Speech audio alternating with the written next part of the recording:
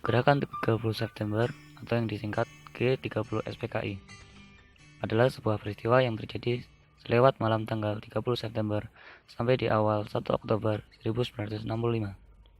Ketika 7 perwira tinggi militer Indonesia beserta beberapa orang lainnya dibunuh dalam suatu usaha kudeta.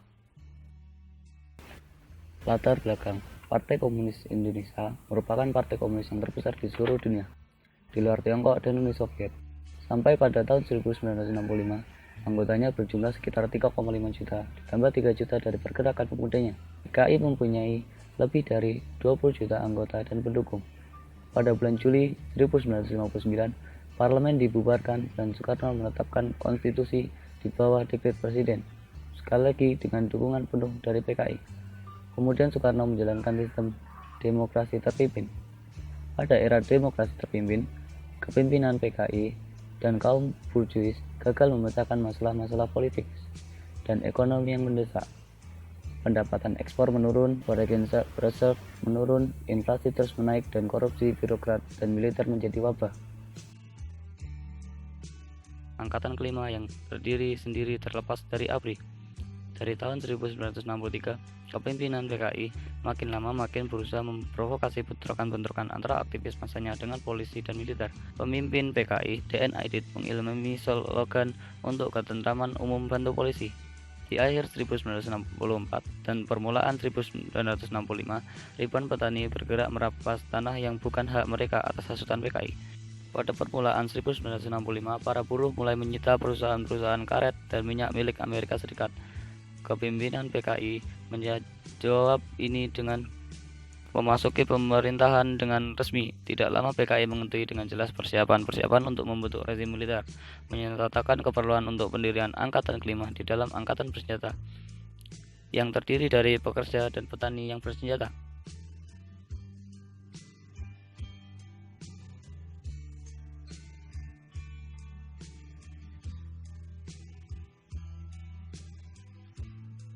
Pertentangan antara PKI dan Angkatan Darat.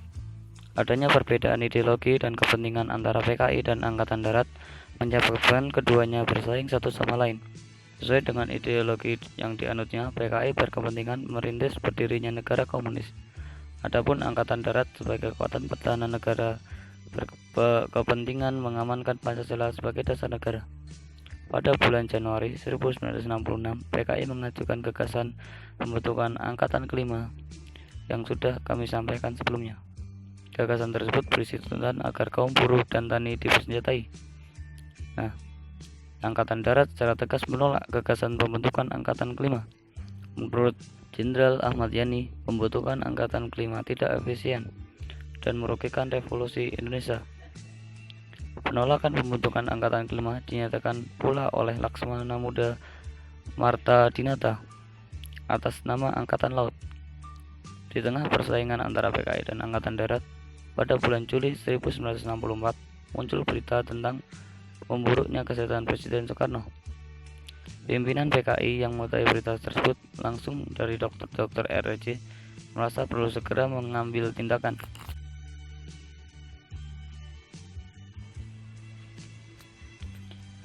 Menjelang peristiwa G30 SPKI,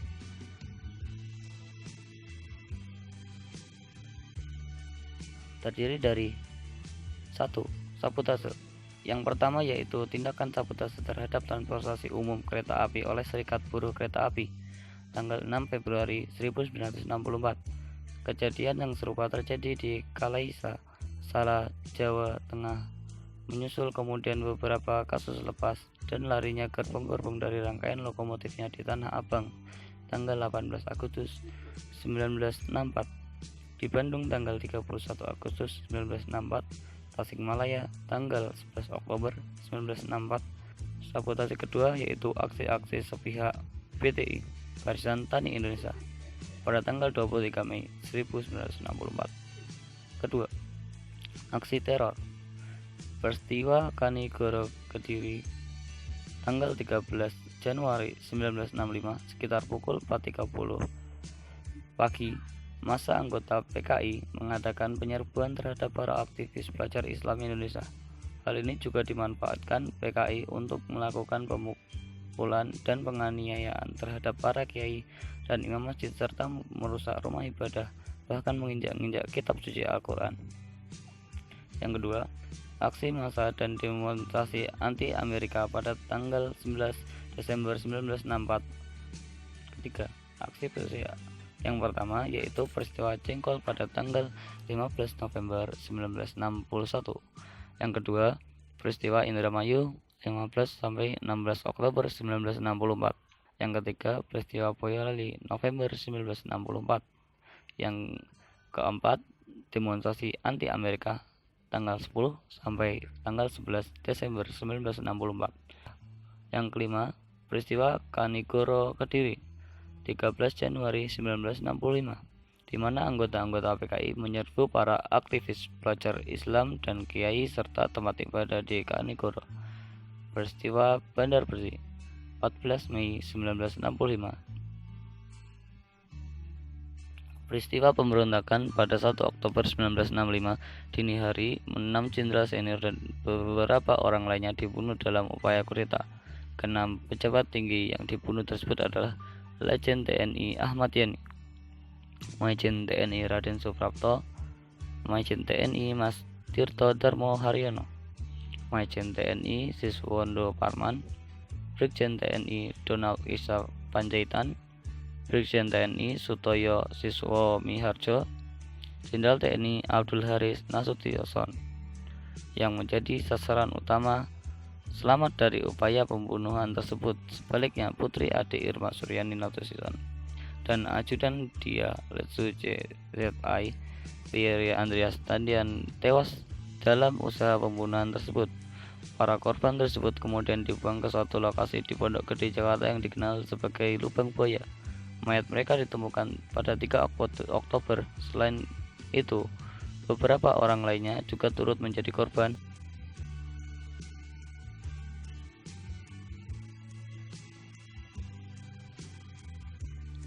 Pasca kejadian, pasca pembunuhan beberapa perwira TNI AD, PKI mampu menguasai 2 sarana komunikasi vital, yaitu Studio RRI di Jalan Merdeka Barat dan kantor telekomunikasi yang terletak di Jalan Merdeka Selatan. Melalui RRI, PKI menyiarkan pengumuman tentang gerakan 30 September yang ditujukan kepada perwira tinggi anggota Dewan Jenderal yang akan mengadakan kudeta terhadap pemerintahan. Diumumkan pula terpunya Dewan Revolusi yang diketuai oleh Letkol Untung Sutopo. Dampak sosial politik pemberontakan G30S PKI. Dalam waktu singkat, gerakan 30 September PKI berhasil digagalkan pada tanggal 25 Oktober.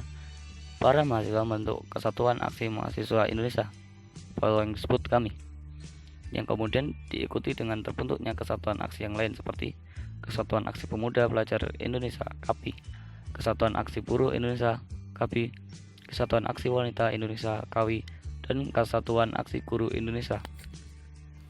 Dengan dipelopori oleh kami dan KAPI yang tergabung dalam Front Pancasila, pada tanggal 12 Januari 1966 melancarkan aksi di halaman gedung DPR dan mengajukan 3 buah tuntutan yang dikenal dengan nama Tri Tuntutan Rakyat atau dikala Tritura. Adapun isi Tritura adalah sebagai berikut: 1. Pembubaran PKI, 2. Pembersihan kabinet dari unsur-unsur G30S PKI, 3. Penurunan harga atau perbaikan ekonomi. Peralihan kekuasaan politik.